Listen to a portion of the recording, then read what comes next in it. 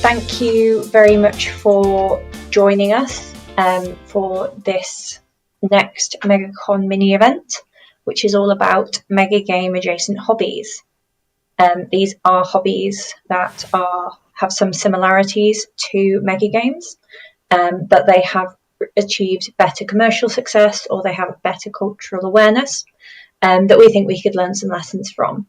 And I have got two fantastic panellists joining me today to help explore this topic in a little bit more detail. So firstly, we have Owen Kingston, who is Artistic Director for Parabolic Theatre, an Immersive Theater company. Hi, Owen. Hello there. And we also have Elynor Kamil, a weapons-free LARP designer. Hi, Elynor. Hey, good to be here. Thank you. Awesome. So first, I'd like to start by asking you both to talk a little bit more about the areas that we've asked you to join us to talk about today. So Owen, that would be Immersive Theater, and Ellen, that would be LARP. So can you just give us an overview about what you've designed in this space? Owen, do you want to go first? Yeah, sure. Yeah, I think that the first thing to say about Immersive Theatre really is that it covers a really broad spectrum of stuff. And that certainly for the vast majority of people making it, it's not really a hobby. I mean, it is for people, I guess, who go regularly to see this kind of thing. But for makers, it tends to be very much a money-making exercise, and has been for me all the time I've been involved in it.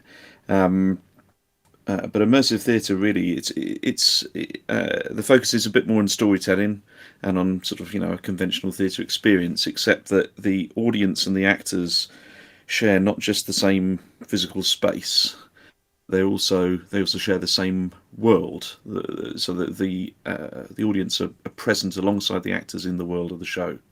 And as an audience member, you usually have a lot of freedom to explore and get hands-on with props and the set, and speak to actors. And you usually have some degree of input into how the story develops. And obviously, there is a broad spectrum of work, and some companies' work differs vastly from others. But certainly, the stuff that Parabolic has made, and that I've made whilst running Parabolic, has occupied that kind of zone where people, with the audience, interact quite strongly with the actors and develop the story as it goes along. And we've created a number of different shows around various different, often alternate historical scenarios.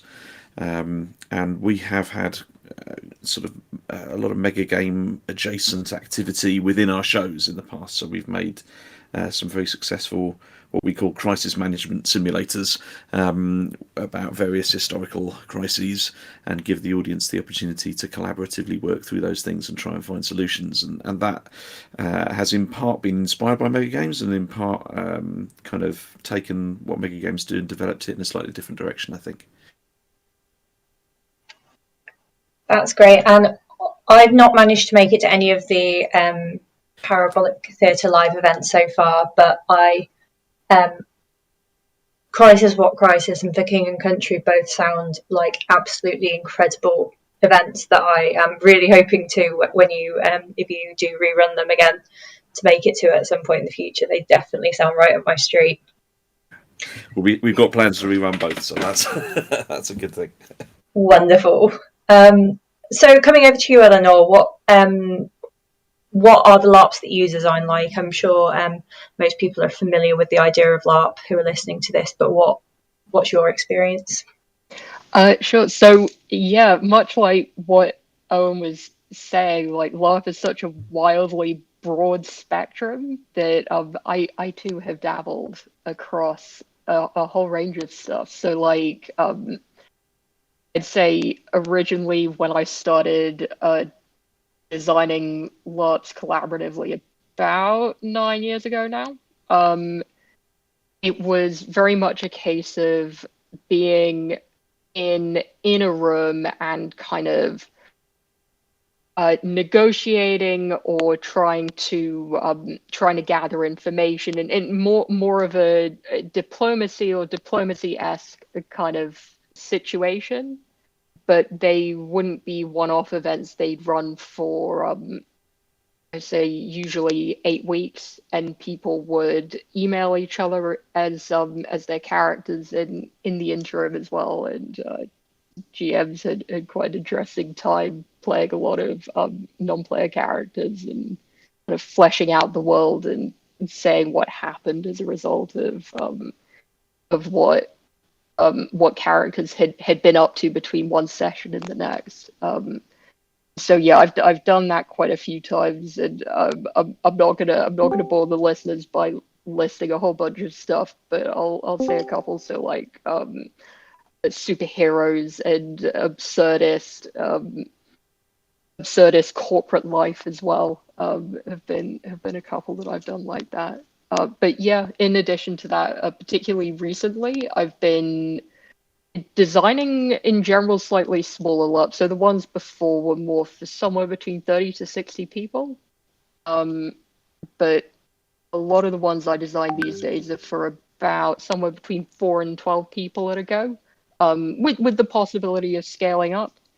So the goal there is always very much it's focusing on either using the setup to explore a theme or to put pressure on characters in a certain way. So it's always extremely character oriented. So recently I've been in the process of designing what would a parent-teacher association look like if it was a school for superheroes, that kind of thing. And of course as well, I've got a bigger LARP event coming up at some point in 2022 around what if a 50s sitcom, but horribly wrong. So yeah, broadly that's my background, and that's my film, and it's all in the characters. That sounds great, and I will have to exchange notes with you at some point about that that PTO meeting for the superhero school, because it sounds like there's a lot of similarities between that and my Megagame Trope High, which is about a high school with vampires and time travelers and superheroes and werewolves in. So that sounds very interesting. That's fantastic. Yeah, it sounds like I'll need to trade notes with you too. I want to see what you've come up with and what kind of tropes you're weaving in. Well, enjoy some good tropes. Brilliant. So, just listening to the way you both talked about your hobbies, or not, for Owen, obviously your work as in Immersive Theater. It's very clear that there are similarities, and a lot of the time people will say how much are megagames different to stuff like LARP, how much overlap is there with things like Immersive Theater. So Elynor, can we come to you first to talk about what your experiences at megagames have been like, and how you think the two areas are linked? Yeah, I think it's a really interesting question, because I remember not really knowing what to expect when I went to my first Megagame and how much like a LARP it would be. And to me, I actually found them in some regards extremely similar. Like you have characters who have goals, and that's generally the case in a LARP as well. And there's some kind of big crisis or big something that's brought everyone together. There's a reason why everyone's there, and everybody broadly in theory is working to solve the problem. Like I found a lot of LARPs tend to delve less into the strategy side of things, although some definitely do.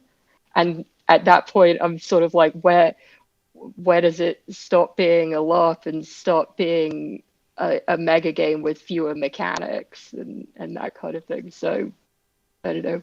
I find there is overlap over to one side. Yeah, I definitely agree that there is overlap, and whether they are different words for the same thing with different focuses, or whether it's a spectrum, LARP through to megagame or LARP through to wargame, and megagames are somewhere in the middle. I think, if we focus too hard on that question, we'll be here for quite a while. Yeah, no doubt.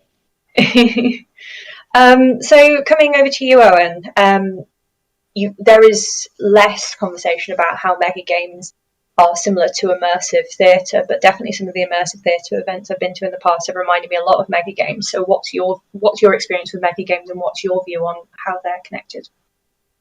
That's interesting. I've played relatively few megagames. I enjoyed all the ones I have done though immensely, and I think one of the big differences is megagaming for the most part is a hobby for people, and so that although you get megagames that are very professionally run, there are nevertheless often I found even with the most polished games there are bits hanging off or things that maybe haven't been completely tested to destruction, and things that maybe don't quite work out the way the designer has thought, and it just by necessity of the fact that it's very difficult to test games that require, sometimes over 100 people to come all at once to play, and so I think there is sometimes that lack of polish, which just wouldn't be acceptable when in a world where you're designing a product that's going to be consumed by thousands of people, and you're going to run it every night for 3, 4, 6, 12 months.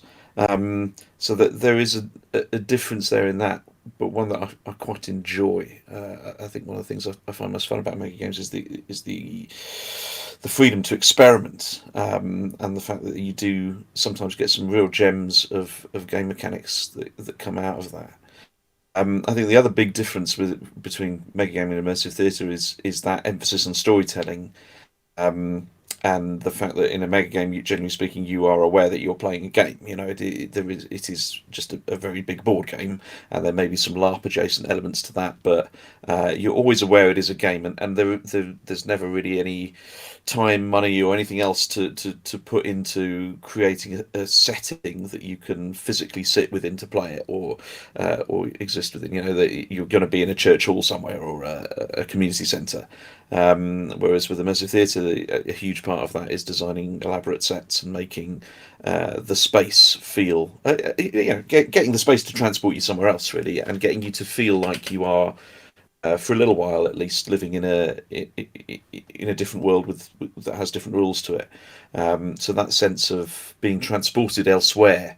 Whilst it does happen within your imagination, I remember one particular mega game which I absolutely loved, which was the one based on that film Event Horizon, the Event Horizon mega game, which I was absolutely blown away by. I really enjoyed that, and you're very easily transported to a spaceship, but you are still holding a kind of little character sheet with a little meeple that represents you, and you wouldn't have that in immersive theatre. So I think that that attempt to actually sort of physically transport you to a different world is one of the key things that defines immersive theatre, and for me is hugely enjoyable. It's something I think if there were ever a way of doing that within a mega game environment, it would really add to what goes on.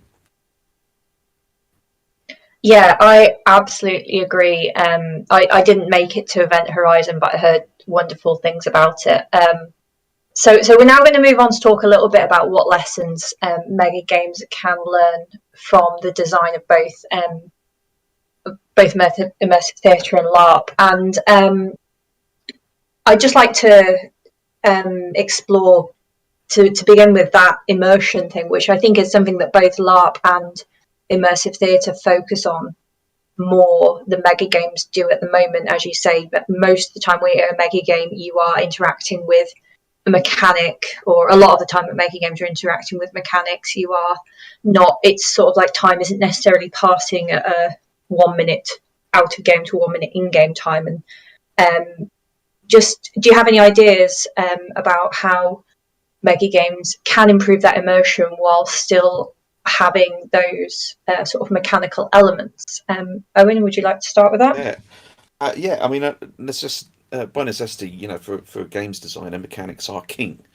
It is what you're making and delivering, and coming at this kind of world from a primarily a theatre maker's perspective, if you're creating something that is a theatrical game, I think allowing the mechanics to not be king and fudging some things sometimes for the sake of storytelling is actually really valuable.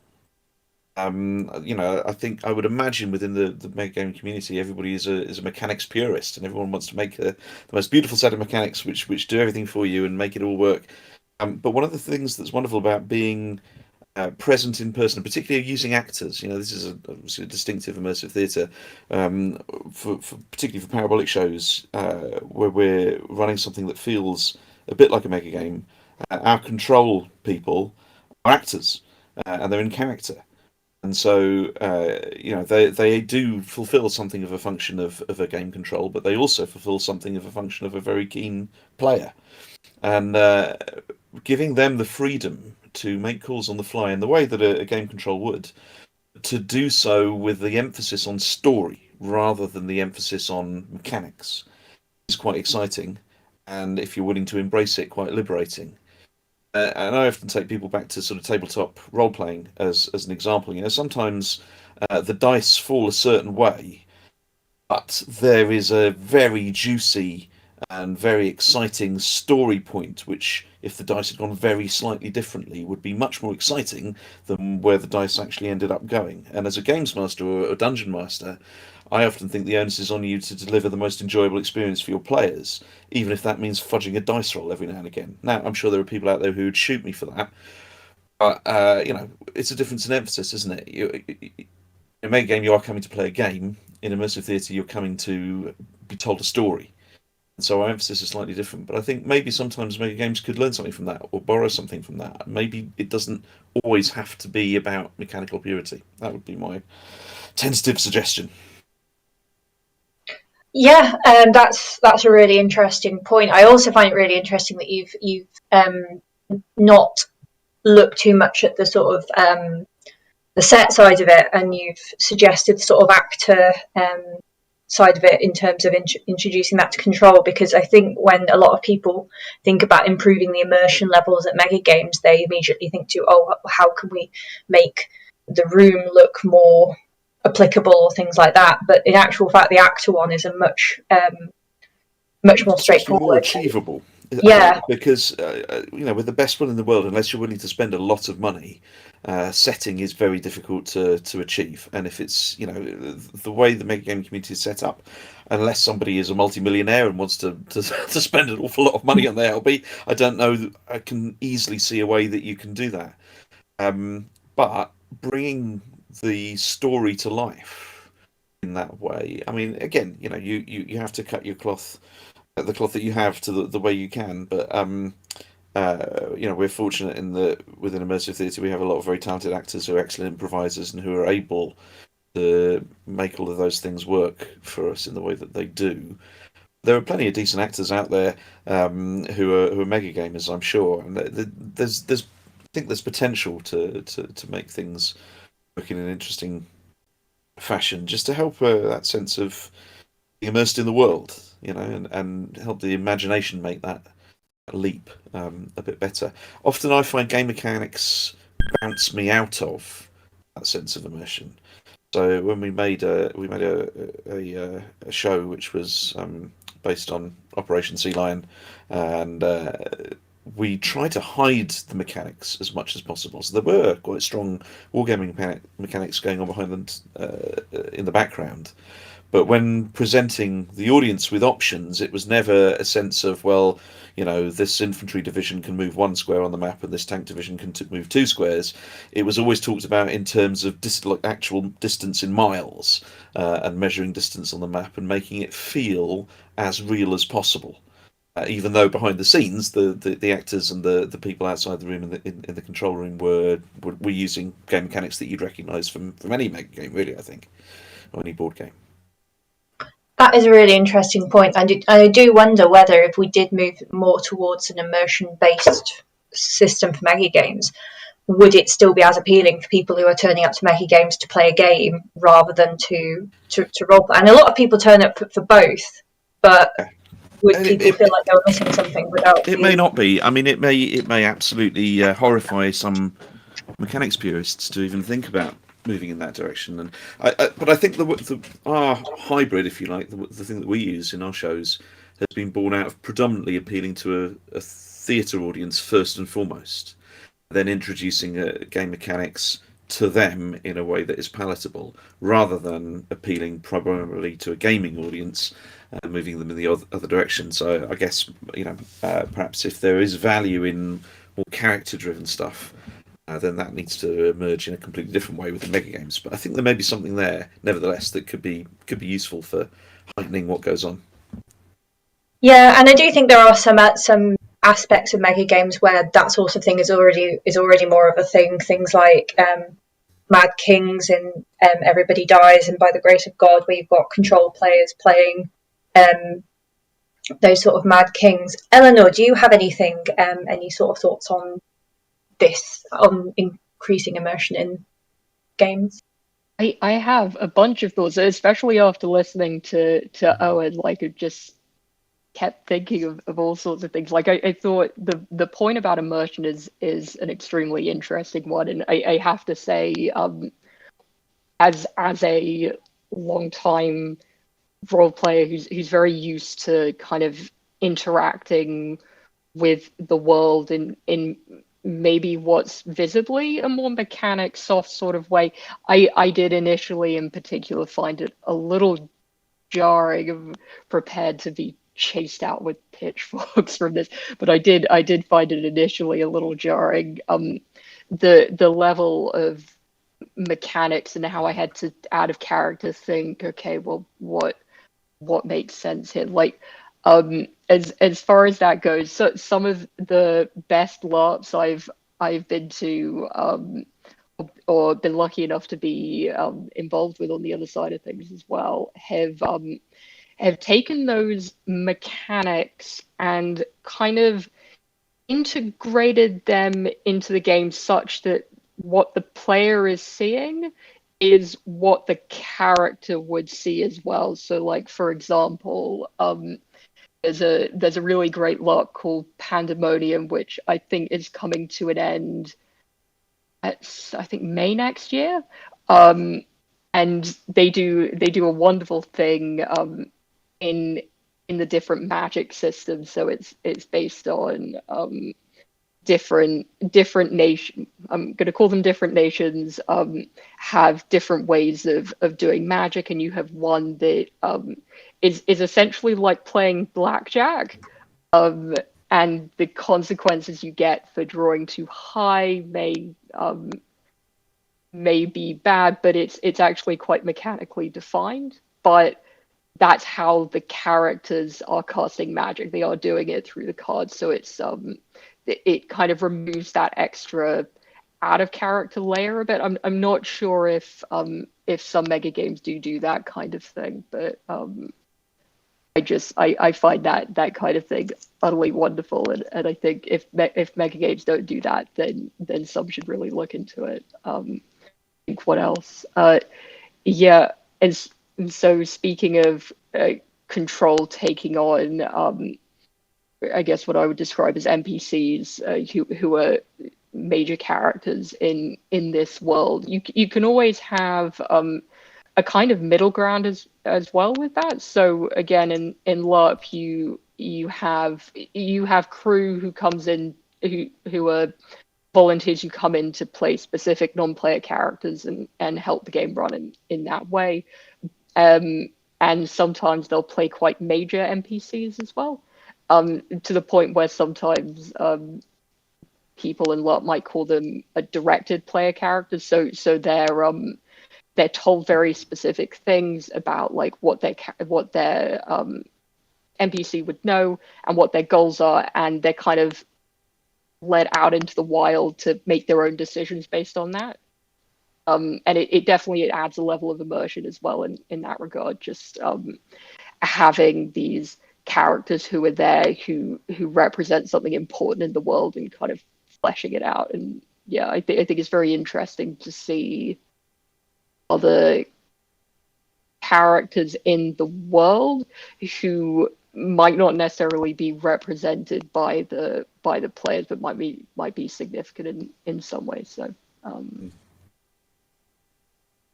yeah, I think that is something that we do in some games. Those sort of directed player characters.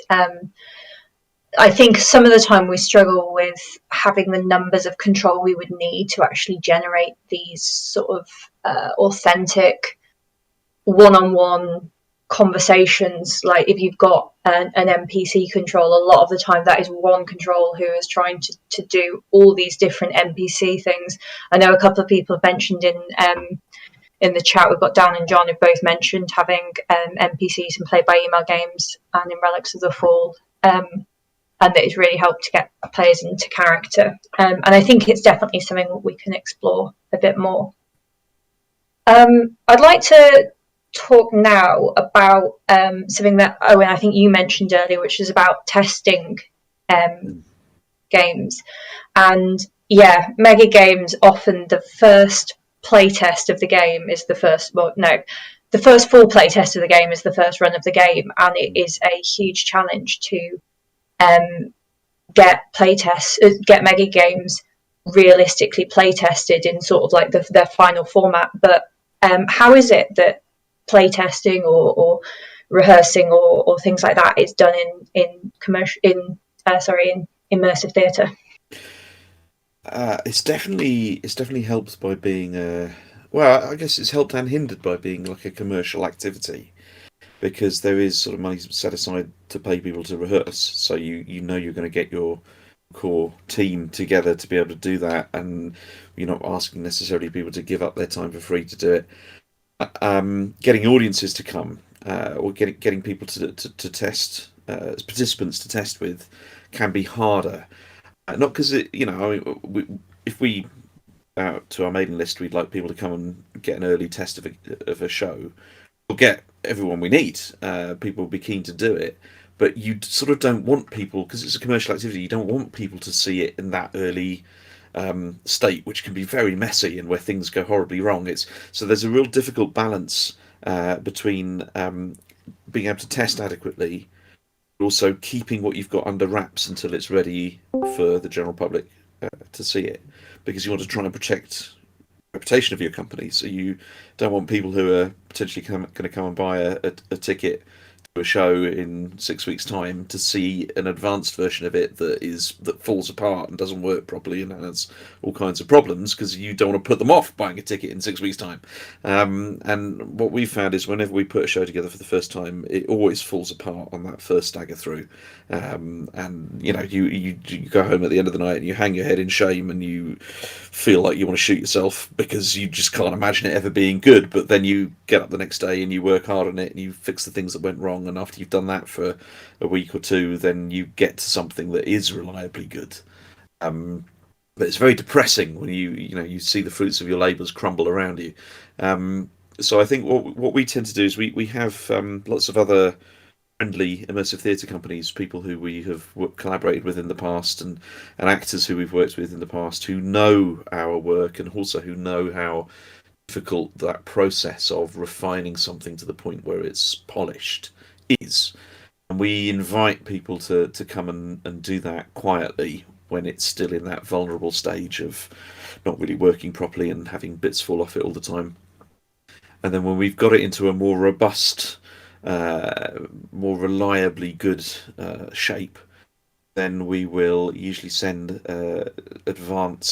cheap advance tickets to our mailing list. So people who have seen our work regularly and know us, and we'll say, this is still not completely there, but we're going to test it for another week or so with members of the public, and the tickets are cheaper because it might still go a bit wrong, and we'll fill up our audiences with that. And then once we've gone through that process, then we'll feel confident about shouting from the rooftops that we've got a new show and inviting all and sundry to come and see it, because we feel confident in it. So that's our process. Obviously that is it is always going to be messy, I think, when you're dealing with something that is mechanically complex. And there's no easy way of getting it to a point where it's polished, and you just have to sort of swallow your pride and keep going at it until it's there. And I guess with mega games, since you may only, for a new mega game, you may play it once and then it may not see the light of day again for quite a while. That it kind of frightens me a bit to think, oh crumbs, I would find that process really difficult because the pressure is there to get it right first time, in a way that I think we have been able to alleviate a bit in the way that we put shows together. Yeah, I think that feeling of being worried about the sort of reputation impact is definitely less of a thing at the moment in mega games because, well, not certain. Yeah, a lot of first runs of mega games, people within who are active within the hobby accept that is the first time that game is being seen by that many people, and I think a lot of people who are very active in the hobby understand that first runs of games might see that, and because there are so many games that, as you say, sort of only really run the once, or but increasingly as we are seeing games get more and more reruns, then that might be something that changed, and we might end up seeing things like the first run of games being the pilot, and that is going to be charged at a lower rate. And I think there might be one or two people who have already done that, but I'm not certain on that. Elynor, in terms of LARP, so I think in some ways LARP is going to have some of the similar challenges. I'm not particularly familiar with how LARP design is done, but because it's not done in a commercial sense in the same way as Immersive Theatre, it's more of one-off events as far as I'm aware. Are the challenges more similar to the ones that Megagames face, where you need to get everything right for that first play? I think it really varies quite a lot, which is a very vague answer, but don't worry, I shall elaborate. So you do have some pretty small one-off things where it doesn't make sense necessarily to play test it, or you might play test it if you're taking it to a LARP festival, for example. Like I've been play testing a different LARP I created with a friend. I think we're on the 5th playtest now, and I think it's good to go at this point. So yeah, we do certainly test. You get some very big LARPs as well that actually are run for profit. So the big one that's going on at the moment is Empire, which gets, I think, over 1,000 people, for instance, and that's been running since, I'm not sure exactly when, so I'm not going to embarrass myself by saying a date that will be proven wrong. But it's definitely been running for well over 5 years, and it runs several times a year. It's always to be clear, it's a continuation of a story of this empire rather than it's always the same thing. So it's not a rerun in that regard. So yeah, you have LARPs which are a little bit more serialized in that regard, and what will usually happen with that is the mechanics will be tested in advance, and they might be adjusted as the game goes on, because it'll become clear, as has been stated, both by yourself, Becky, and by Owen as well. Like when you kind of release it into the wild, what you thought might work actually doesn't work as well in some areas as you thought it might. So you can adjust, and so yeah, there's always, well, I'd say a lot of good LARPs will ask for feedback, just to see what they need to adjust, and so yeah, that kind of thing will go on. I might have lost the question a bit somewhere along the way. It's interesting because I think the key thing there is having people who are familiar with the process of making test with you, is really valuable. And when something is at that early stage, having people who are new to what you do come along is really risky, because you risk giving Yeah. them a very negative experience if it does go a bit wrong. And you sort of want to preserve that. You want to make sure that if people are new to something, they get a really good experience the first time they come, so that you grow the hobby or the industry, and that you don't give people the negative experience, but where they, through something you've done, that they go off and think, oh, I'm going to write that off and I'm never going to go to one of those again because that particular thing I saw was rubbish. That's always at the back of our mind, I think, when we're making.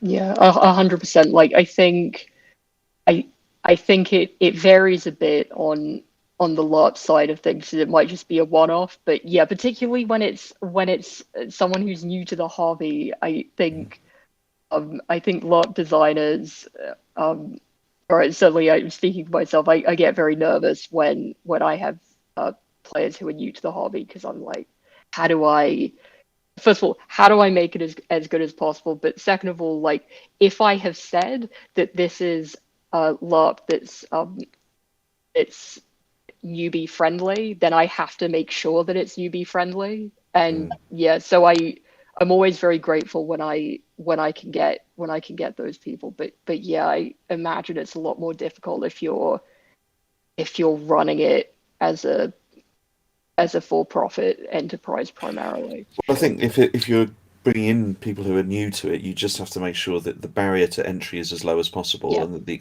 experience is as reliably good as possible. I know when we have, we never require that people take on a character. We always, you always basically, the only expectation we have of people who come to our shows is that they are going to be themselves in a new context that we give them. So we will, we will say, for example, for a World War II theme show, you are a backbench MP, so you've got a reason to be present in the world of the show, but you're still you. You don't have. Some people do take on a character and they do have great fun doing that, and that's fine. But keeping the barrier to participation low is really key, I think, from a commercial point of view. Yeah. You're trying to get new people involved.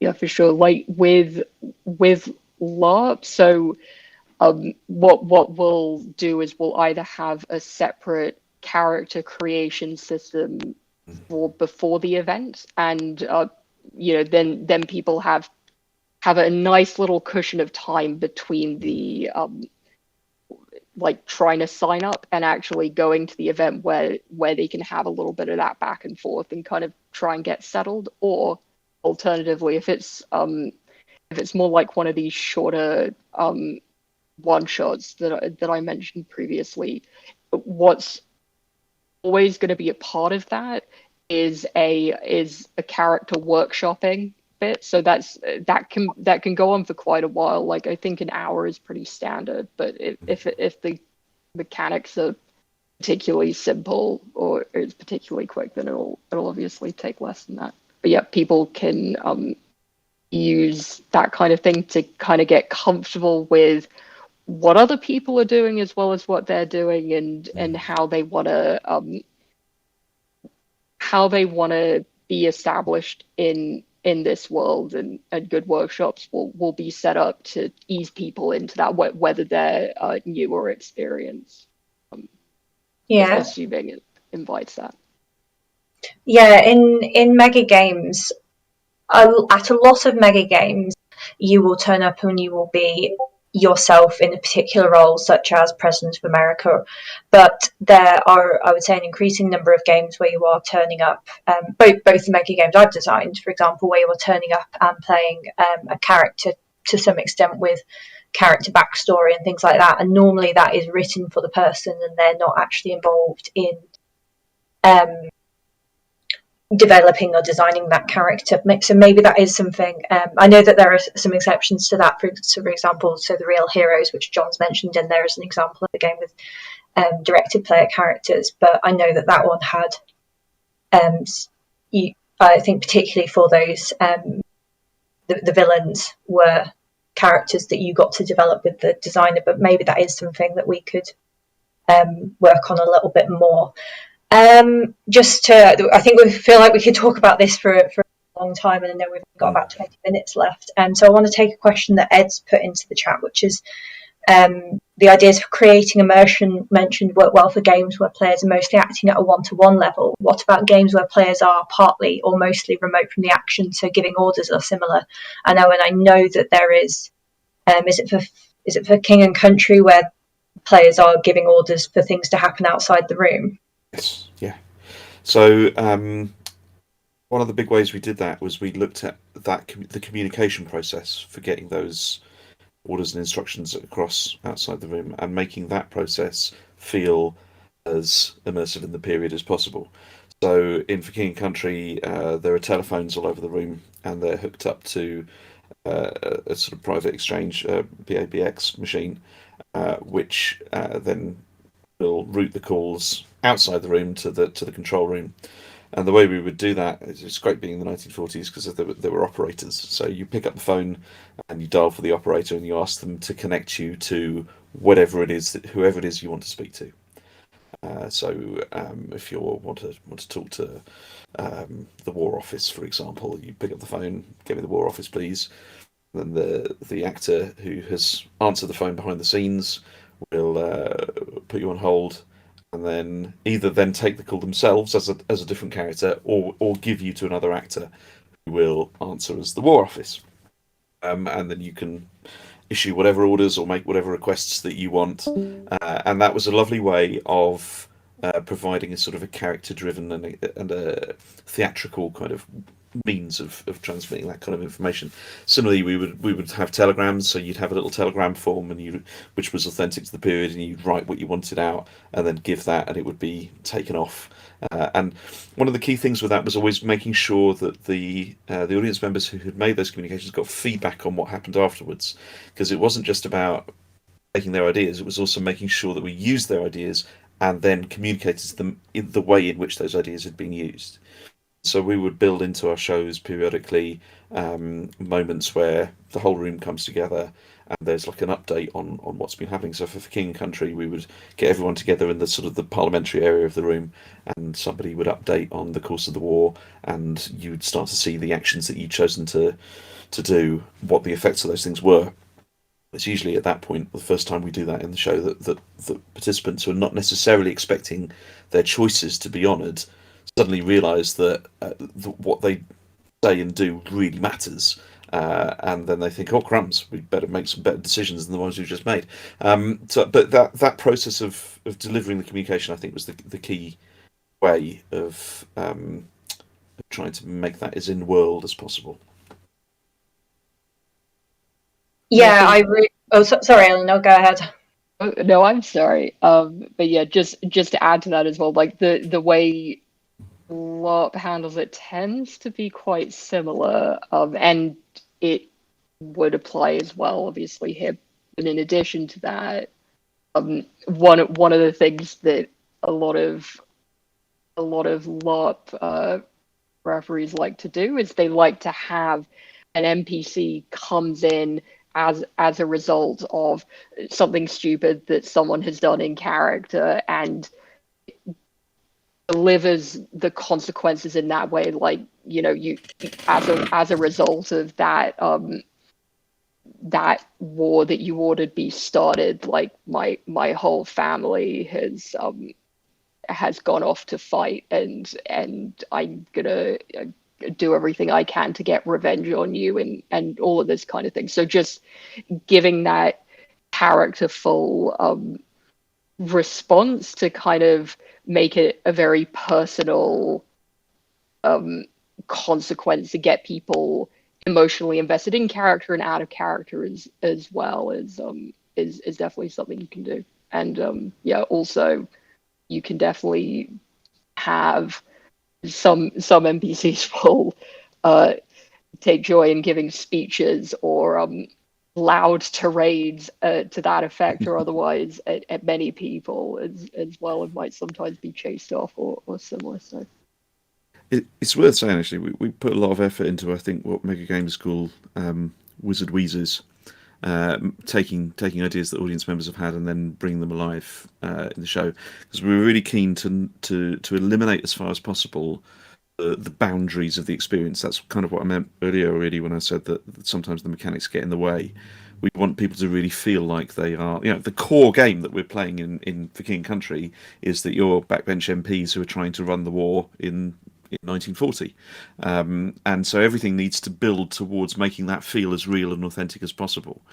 And so if somebody decides, the rule is we never refuse a reasonable in-world request.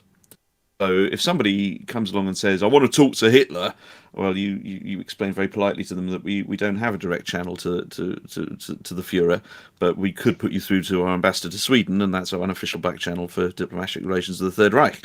And then you put them on the phone with somebody, and then the actor deals with it. But if somebody decides that, we had a show once where somebody decided that they came up with a plan which we had not in any way thought anyone would come up with. We try, whenever that happens, we try and adapt on the fly and make that thing come to life for them, and build that into the narrative of the show. Yeah, I think that is a thing that overall games we do quite well in terms of making players feel like their actions have visible effects. It's almost certainly something that we could do better at, and I do think that the best controls are ones that lean into players' ideas as much as makes sense, but also ensures that the world hits back realistically. So next, I'd like to have a bit of a think about what positioning and promotional opportunities there could be for Megagames that I would say if you asked the average person on the street if they'd heard of LARP, well, to be honest, I'd say if you asked the average person on the street, then they might not have heard of any of them, but they definitely are more likely to have heard of either LARP or Immersive Theater than Megagames. That's without a doubt. Elynor, do you think that there's anything that you've seen LARP do that, in terms of how it increases its commercial awareness, its cultural awareness, that Megagames could benefit from? So one of the big things that I've seen LARP do is get people while they're at uni.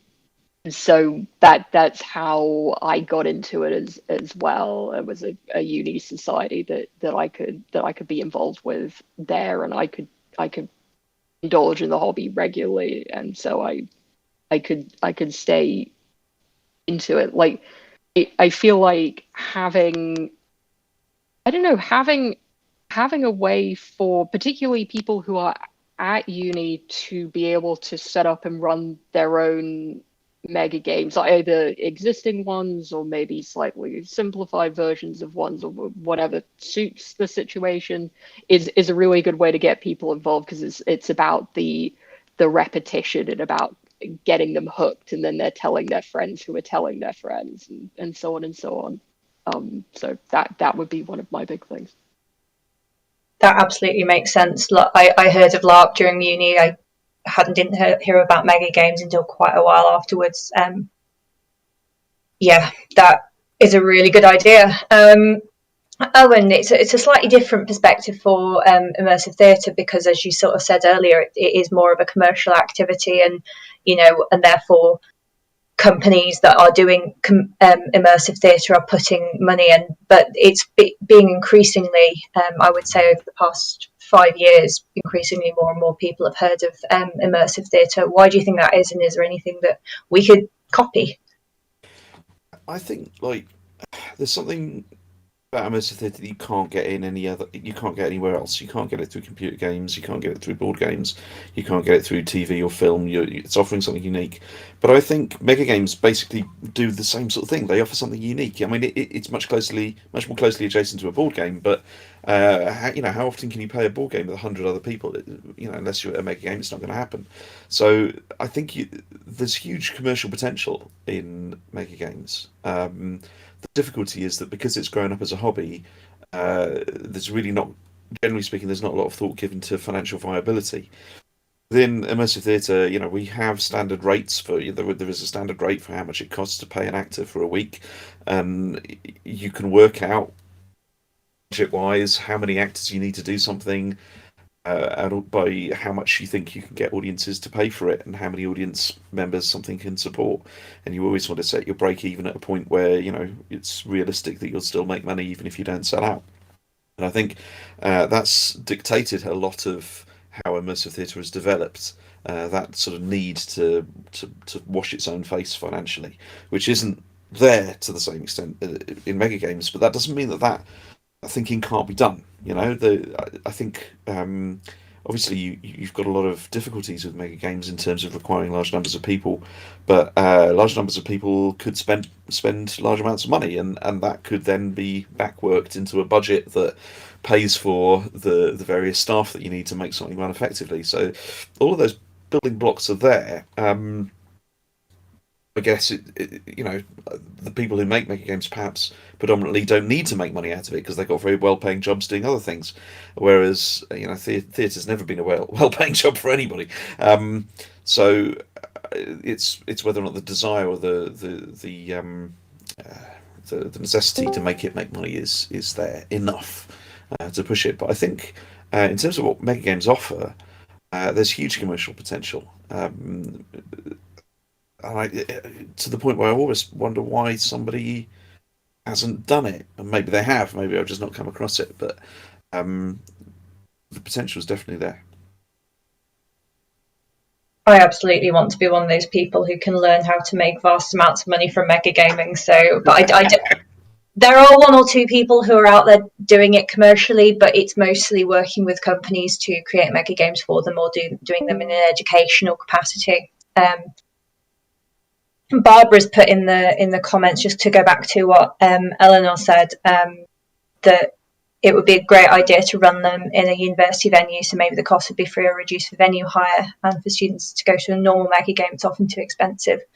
Travel on trains being expensive and tickets being expensive too. I do know that in the past there have been megagames run. I think there was definitely one run at Warwick University a few years ago. And yeah, doing outreach to local universities, a lot of megagames. Oh, John's helped run a couple for UCL Online.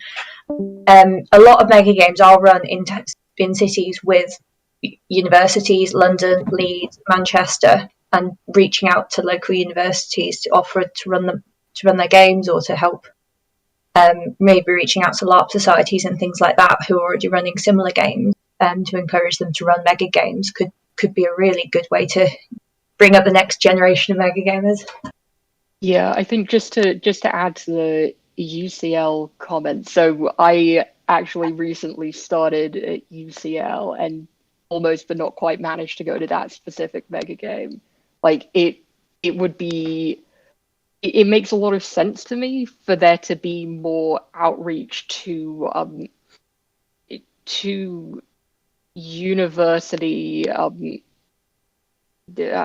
administrators, I guess, people who are trying to make sure that particularly freshers or new students are comfortable at the university with their cohort. Like, it's a cool thing you can do that builds fun as you plot how to burn down the city, or how to defeat the specific evil invaders who may not be so evil, or that kind of thing. It just, yeah, I think it was really good that it existed. And if you guys did that more, it would just make a lot of sense. One of the challenges is making sure that you make it as appealing and accessible as possible.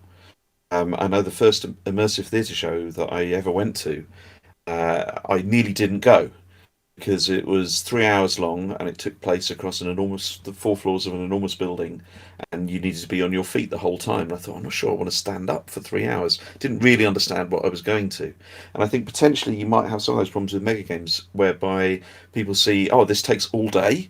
I'm not sure I want to give up my whole day to playing a game, because they haven't been before and they don't know what it's like. And I would quite happily go to a megagame and play all day, because I know the time will pass really, really quickly. Or if it's good, it'll pass really, really quickly, and they usually are.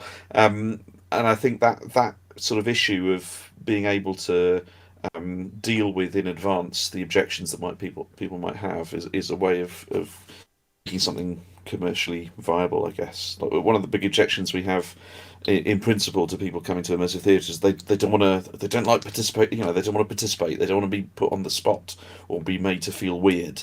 You know, that never happens really in our shows, but it's difficult to explain why to people if they've never been before. They kind of need to see it for the first time to get it.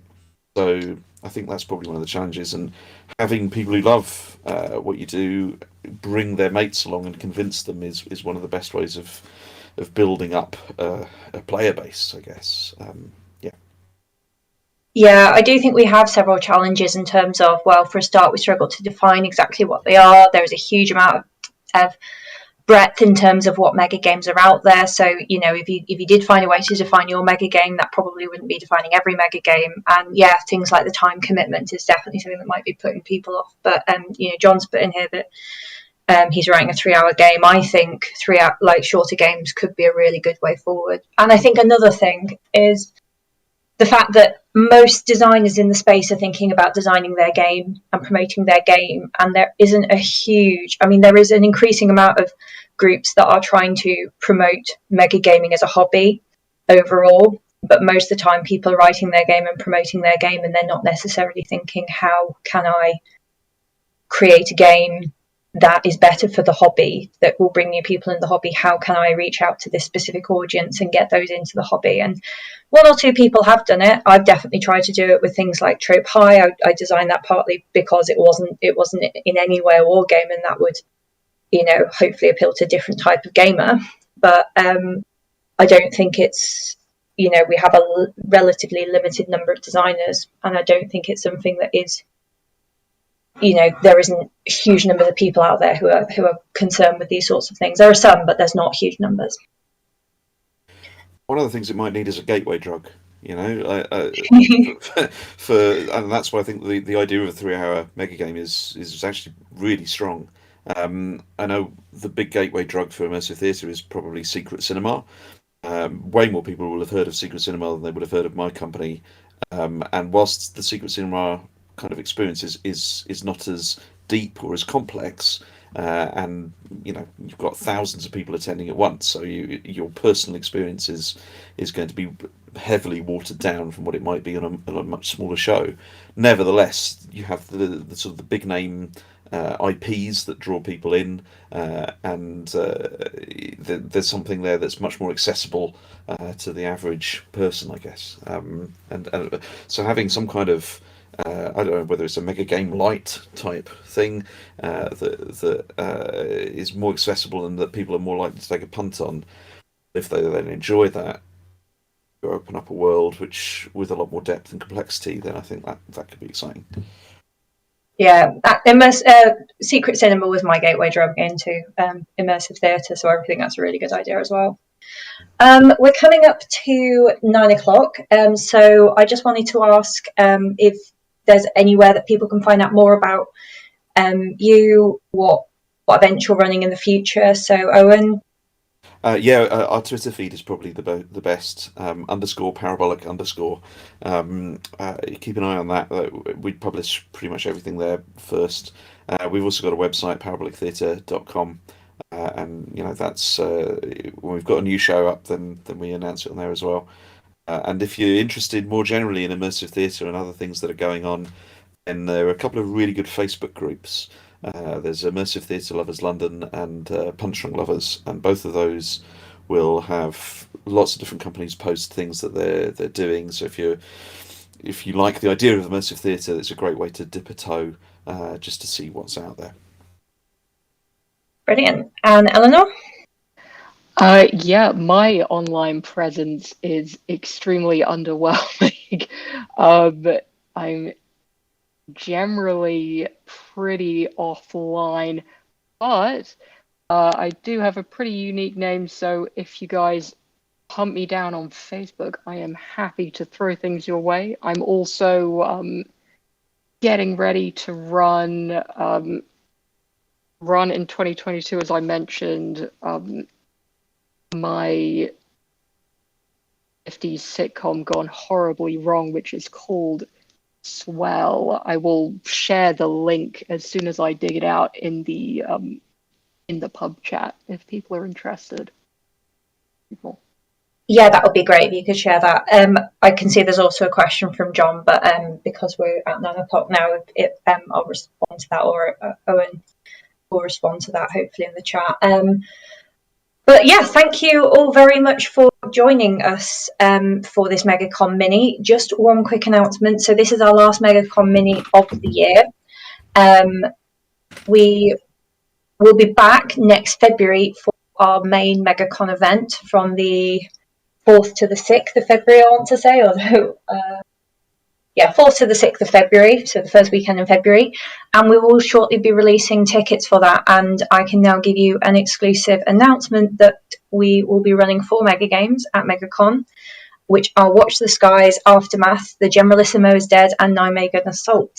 So if you are interested in playing any of those games or want to hear more about them, then keep your eyes on the MegaCon website, where we will be adding more information over the next couple of days. That's all from me. So thank you so much, Elynor and Owen. It's been really, really great hearing from you both. Thank you so much for running this. And yes, it's been really real fun. It's been extremely interesting, and I mean that in the best possible way. So yeah, thank you. Brilliant. And I'm sure the conversation is going to carry on in the pub. But thanks everyone for joining us. Goodbye.